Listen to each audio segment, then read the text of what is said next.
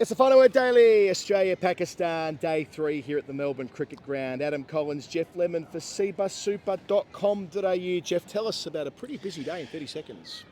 Pakistan chipped away. Rizwan Jamal Shaheen got the deficit down to 54. Pretty good going, really. 264, they were all out. And then Australia were rocked. They were rolled. They were reeling. 1 down, 2 down, 3 down, 4 down for 16. They were stuffed. Pakistan were rushing through them, and then they didn't quite do that because of big partnership. Smith and Marsh. Marsh almost makes 100. 96, edges to slip. Smith 50, gloves 1. Last ball of the day. Can you believe that? And so they're, 241 ahead. Pretty good position, Australia, but 6 down. Pakistan's still in it. A lot going on, wasn't there? So you would say that before play, the job for Australia was to take the 4 wickets and be batting by lunch. What wasn't the plan was losing 2 wickets before the long break, inside 3 overs. Both Shaheen Shah Afridi, David Warner nicking off to a lovely ball in the channel, and then I would say Labuschagne set up. They moved the fielder from the offside into leg slip after he scored a boundary in that direction.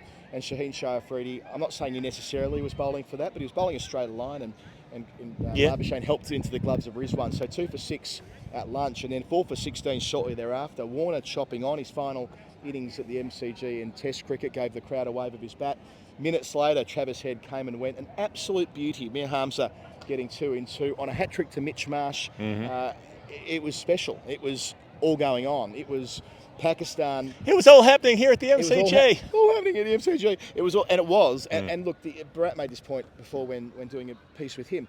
How long has it been since Pakistan were ahead in a Test match in Australia? I would argue 1999 in Hobart. It's been that long. These matches that they've won against Pakistan over the decades now have not been competitive at all, really. No. There have been games that the Pakistan have been in for a little while, but not really ahead in. So yeah, I suppose Melbourne, that previous one, they should have drawn it, but they were never going to win it. That's right. They were never in a position to win the Test match, so they could only ever save it from where they were after a lot of rain. So that meant something. And then the most important moment of the day, Abdullah Shafiq putting down another catch at slip. Marsh on 20. It was an eventful couple of overs. Jamal comes on.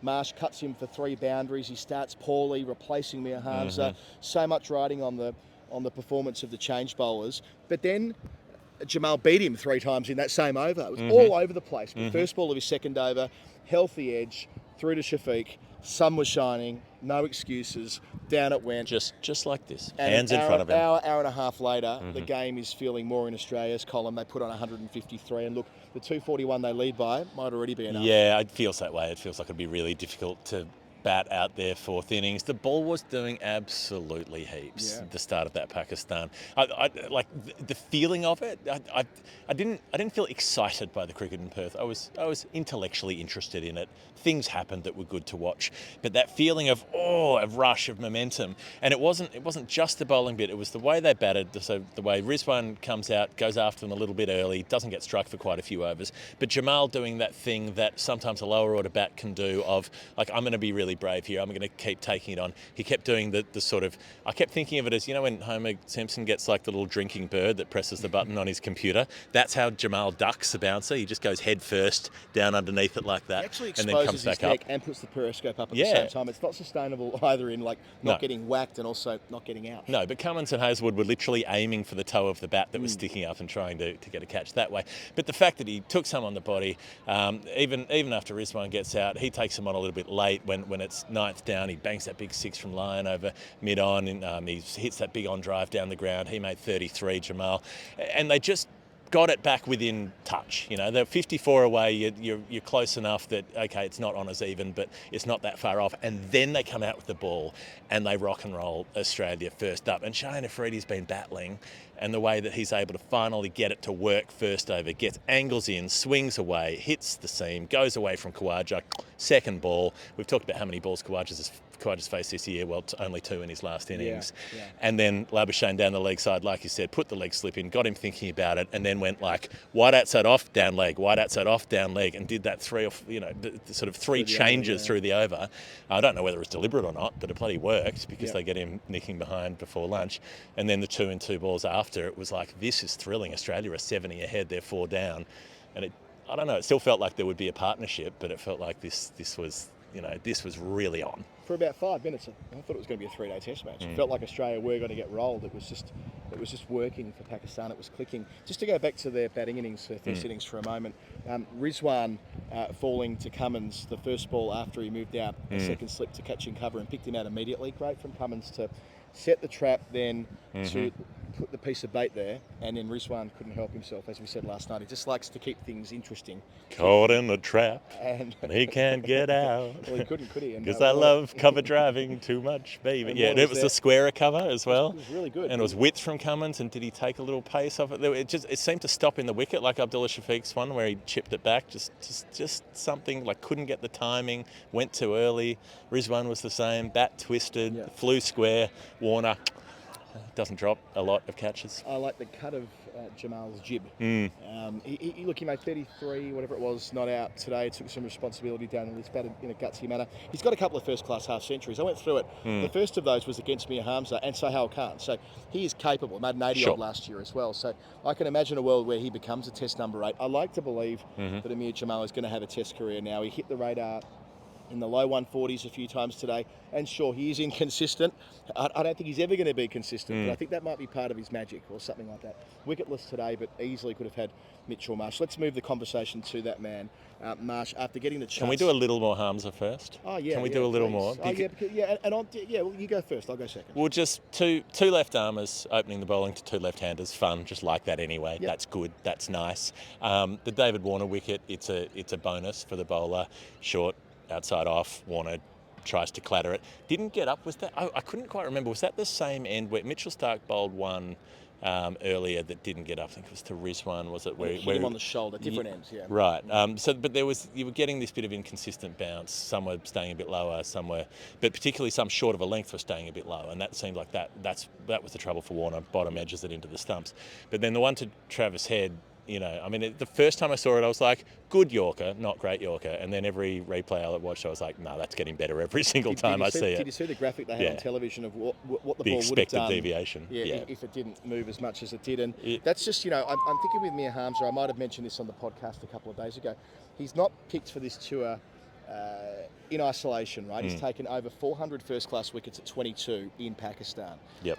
That's hard to do when you bowl 128 kilometres an hour. It suggests that, much as it was with Mohammad Abbas, he's a very skillful operator. And he's got an opportunity because people have fell around him, but he seized it at 31. And Damien Fleming said today at one point, gee, he'll be handy in England at some point. Mir Hamza, with that skill set, being able to hoop the ball the way that he can. That was a glorious ball first up to Travis Head. The perfect ball to bowl Travis Head first up. And he doesn't play it well. Like, Head comes across it and whatever, but it tailed in so far. But that's the point outside of doing it first ball, right? If you do that to his 21st ball, he probably gets forward. Exactly. Yeah. First ball, there's more. There are more elements at play for any batter walking in before they're set, before they felt bat on ball. And he's probably if you're Travis Head, you're expecting it to be outside your off stump, looking to get you playing into the cordon, something like that, not zeroing in and just slithering through that gap like a snake under a door and knocking the stumps over. It felt like England. Yeah, Warner did say this on night one, didn't he? He said that, Hamza, he described Hamza as the best bowler on day one. Right. I know that it's easy for Warner to say that when he batted through to lunch, did get out to him, but because he was swinging it both ways, I thought that was an interesting observation from Warner. So, but it felt English today. Like it was gloomy, it was overcast, there was a bit of drizzle in the morning, delayed start, all the rest of it, and then the ball was absolutely going. And that period where Smith and Marsh come together, like that was bloody hard work for that first chunk of time that those two are out there. It's going all over the place. Marsh is getting inside edges, it's beating the outside edge. Like, he looked like he was going to get out any minute for his first 20 or 30 balls. Smith looked pretty ropey at the same time. There were a lot of appeals, had a couple of reviews. They make it through to that first drinks break after lunch, and then that first ball after the drinks break is when the catch goes down, which he almost parried to second slip, by the way, Abdullah Shafiq. Second slip wasn't concentrating. I'm surprised Salmon didn't grab it in second, kind of that. The second wasn't really concentrating either. Tabaret Miller style here from 1982. He looks too slow on the response as well. I suppose he was just expecting first slip to take it, but you've got to be ready for the possibility that things go wrong. That's true. I hadn't considered that, but I thought it was more. It would have been brilliant had he pulled it off. It would have been upside, but not to be. And look, the way they got into their groove for Marsh, we saw when he was at his most dominant as an Australian Test player before. It was in the summer of 17-18 when he made those two Test centuries where he just plundered the boundary at deep point and deep backward point. And so it proved again today. Any width And it doesn't even need width for him because he's so strong. Like, he just muscles the ball in that direction when it's short enough. He prefers playing through point than he does pulling, despite having a great pull shot. Played one blistering pull shot when he was set today. In fact, that might have been the sign, right? When he played that pull shot, I think it was off Shaheen. It's like, he's absolutely on here. And yeah, it was sad when he fell because, you know, he was out in the 90s last week, and it was the change that Pakistan made to move Salman into first slip to ditch Shafiq. Got to get the boy off. Shafiq pushed out into the outfield. And yeah, Salman, first opportunity, diving away to his right, an absolute screamer. And yes, the heart sank.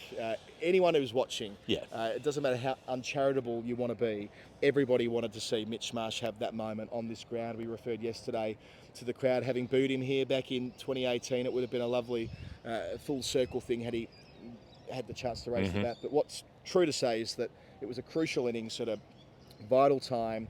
He got Australia back in the ascendancy, and he's never been better as a Test cricketer than he is right now. Yeah, I mean, the catch was as good as the innings was. Yep. You know, literal one-hander, not like a full dive, but it's almost past him. He's trying to catch up with the ball, get as low as possible. It's just above the turf. It was almost in, you know, getting dicked by the third umpire sort of territory at that point for the fielder, but he just took it a couple of inches higher than that danger zone, managed to scoop it up, keep that hand under it. It was an extraordinary take, and it was a great delivery as well. It was one of the few times since the first 20 or 30 balls where Marsh looked a bit tentative prodding at the ball. And Hamza's first over back, crucially. So after doing that damage after lunch, he bowled so tidily. I think at the point where he returned to the attack, he had like 2 for 12 from 12 or something like that.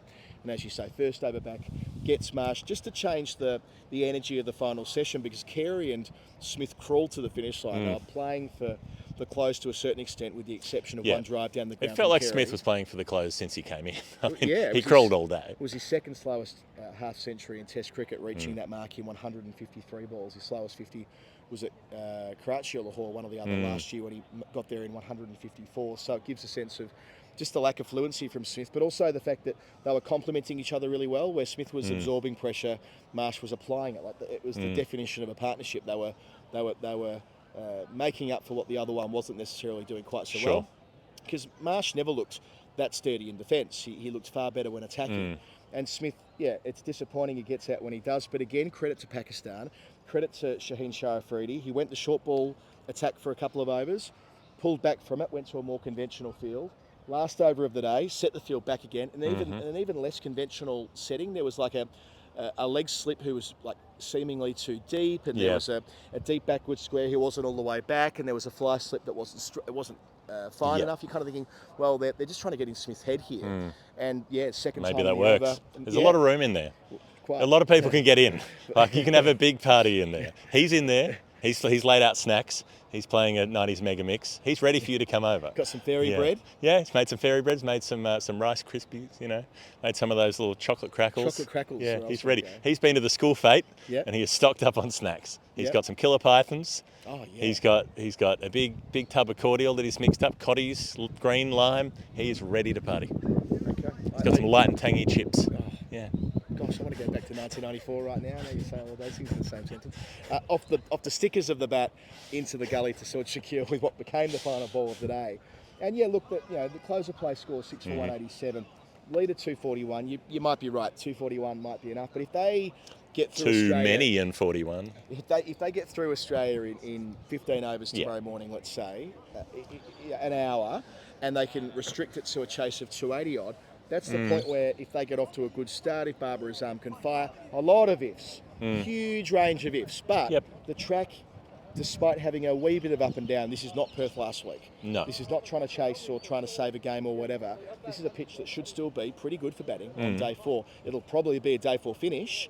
It's improbable they'll still be playing on day 5 if they bowled Australia out inside the session. So, yeah, I wouldn't rule them out completely, and I like the attitude that they've taken throughout the first 3 days, and I can guarantee that Shan Masood, with the outlook he's taking to Test cricket, he'll be telling them it's not about saving the match, let's go out and win this. Yeah, I mean, I hope they have that attitude, and I hope, there isn't a way to save it from here, but I just think with the way that the amount that the ball has done. I mean, it's so good to watch a test match in Australia where the ball's doing plenty. The pitch is brilliant. But the conditions are making it work as well. Yep. Like it's actually interesting, absorbing, exciting cricket, not bowling machine cricket. And God bless that. Let that continue for as long as it possibly can. So I think with the quality of Australia's fast bowling, they've got too many already, but it would be very interesting to be proven wrong. Hall of Fame? Let's do it. Let's go to the Final Word Hall of Fame with CBUS Super. CBUS Super are an award-winning super fund for a whole range of reasons. I suspect one of them is they provide advice for the members. Well, you would hope so. And advice services to help make the right decisions about one super. There you go. You can access personal advice about super over the phone, no extra costs. Yep. And if you need broader advice, CBUS will refer you to an accredited financial planner. No cowboy business. Yep. Straighty 180, straight back. They're knocking everything on the head. They're doing it the right way, as they should. CBUS Super celebrating their 40th birthday in 2024. We're only a few days away from that milestone, which we will celebrate with them on the Final Word. cbussuper.com.au. Past performance, as good as it is not a reliable indicator of future performance. And they're looking after our Final Word Hall of Fame, our moment of the day throughout the summer of 23-24. Okay. Hall of Fame, well, it can only be one thing to start. Little Dick getting stuck. Coming back after the lunch break. Players are milling around, umpires are chatting to them. What's going on? Should have started play. What's happening there? Couple more chats. Everybody seems to be quite amused. Someone's chuckling, someone else is chuckling. Everyone's having a laugh. They're not playing cricket. What's going on? You know, it's not the comedy festival. You're not supposed to be out there just swapping jokes. Joel, what's happening? Dick Illingworth, the third umpire, is stuck in the lift. Now, you and I have had this conversation before because you think I'm a bit weird because I don't like to take lifts. You don't? If possible. If it's anything less than, say, 5 floors, not taking the lift. I'm taking the stairs. And my theory is that one day you will get stuck in a lift. Not you personally, but any person who takes lifts. And if it's less than 5 floors, you'll be really annoyed. You'll be like, I should not be standing in here for an hour because I wanted to not walk 2 flights of stairs. Just walk the 2 flights of stairs. That's been my rationale ever since Michael Vaughan got stuck in the lift at Lord's back in 2015, I think it was. Happens. Those Lord's lifts, a few of my colleagues got caught in there at the Lord's test this year. Bloody hot day, and he came out of them after they finally opened the doors. Sort of like, water! It's like Lawrence of Arabia, just crossed the sun's anvil. It's bloody hot if you get stuck in a lift. And Richard Illingworth, bless him, he's going back to the third umpire's box after lunch. He's got a few minutes to spare. Happy days. I don't know how many flights he was going up. Not enough. He was stuck. He was. I think I heard this. They were going up from level 1 to level 3, so it wasn't a big journey. 2 flights of stairs, Richard. Take the lift, buddy. He was in there with, I believe he was in there with Mel McLaughlin from Channel 7 as well, so he had some company. Okay, the whole thing could be a comedy festival skit. If you're watching Greg Fleet, pop it in your comedy festival regime for maybe a one-act play. Yeah. He's stuck in the lift. Yeah. With Little Dick Illingworth. Yeah. And Mel McLaughlin. Like, what's it called? I hope that's true. Pete Lawler said that on our coverage. He might have been joking, but I think it's accurate. In Camera, is that the name of the short play that's all set entirely in a small room? Whose line is it? The French fella. Hell is other people. That's the idea that being stuck in a confined space with other people for any amount of time really would be bad, but it would be dilated. You would have the most amazing time dilation factor. Like every minute stuck in the lift would feel like an hour. So. In that case, Richard Illingworth was in there for at least 6 hours because he got back, I think, 6 minutes after the scheduled resumption. They sent the fourth ump by that point. Old mate Gillespie was running up the stairs and then eventually was punted out as Dick Illingworth got back in the chair to make the decisions. But it was funny for everybody else. No, it's not funny when you get stuck in a lift, but it's funny for everybody who's not stuck in the lift. It's the transport equivalent of being hit in the balls. Yep, on the same mark there. The only other nomination I have in addition to that was Hassan Ali getting right into the spirit of things in front of Bay 13, Bay 13. And, foreign cricketers or overseas players have come here, stood in front of that part of the ground and not really made it work for them. Gunnar Gould, another top flight umpire, speaks of that 82 test match here where he had a meat pie squished on his head down there when he was fielding on the final day. That's just how we serve lunch in Australia. And Gunnar's a wicketkeeper. He was on as a sub-fielder and copped the treatment there. That's in Derek Pringle's book from a few years ago. But he understood the way to win them over is to dance with them. And Hassan Ali, boy, did he dance. His hips don't lie. Dance with me, Hassan Ali. Hassan Ali last week was during the barefoot circle. He started... you could call it cultural appropriation, really. He started engaging and dancing in the barefoot circle with the Indigenous leaders. Sure. Again, I'm Go with what's happening. I think it lends itself to the theory that these two teams really, really like each other. And we see examples of that pretty much every day. And I like it. Hassan Ali copped the "You are a legend." Well, there we go. He got good. legended. Which is good. That's big. That takes a fair bit to win it's that only one over. level below. We love you because you're a Victorian. Yeah. Those are the two. Okay, well, if he could only get a gig for the Stars or the Renegades, then he could become a Victorian in that way. And a final nom for Jeff Marsh, who was sitting up there for about 20 minutes after Sean got out, just with both hands on the back of his head, just couldn't move. He was just like, ah. And meanwhile, Sean was playing with his kid and didn't actually seem that bothered by it. But Jeff was... Yeah. Sean knows what it's like, and so does Jeff. They've all got... Sean got run out for 99 here. They've all got Boxing Day Test 90s at the MCG. Not something they'll love, but hey, Jeff Marsh must be living his best life. Jeff Marsh play his best cricket. 4 Test hundreds, Jeff Marsh? I think it's 4. He made 8 one-day hundreds and 4 Test hundreds. Okay, and so Mitch is 3 and Sean is 5? Sean's 1 on debut, 1 in South Africa, two in Sri Lanka, 2 in the Ashes. Yeah, so 1 in debut in Sri Lanka and 1 in 2016. Yeah, 5. Adelaide, the Hobart one. Adelaide? Yeah, Adelaide, England. Adelaide, England, Sydney, England. Hobart, West Indies, so 6. Hobart, West Indies, 6. We're quite right. There you go. Well, that's what we do. There we go. We spoke our own language. So he's leading the family. Sean's leading the family. Mitch is still on 3. He could have got there. Well, you had the 90 in Perth and the 96 here, as somebody muttered to me in the press box upstairs. Do we have a new Shane Watson? I don't think so. I don't think he's anywhere near as nervous. He looked very cheerful after play, Mitch Marsh. I think he'll overtake both of his family members. I think 2024 is going to be the year of cbussuper.com.au and the year of Mitch Marsh. The year of Marsh. Let's leave it there. It has been the Final Word Daily. Thank you for watching and or listening to us here in the MCG car park, where we have made more videos than perhaps any other place. Yep. Back to the old WBBL weekly wraps we used to do in the first season of that many, many moons ago. If you like what we do, patreon.com/thefinalword. We'll do it all again tomorrow. Who knows? That's what we do. Pakistan might chase down 300. It could be brilliant. Don't miss a ball. By stumps tomorrow. Talk to you after. See you there. Bye.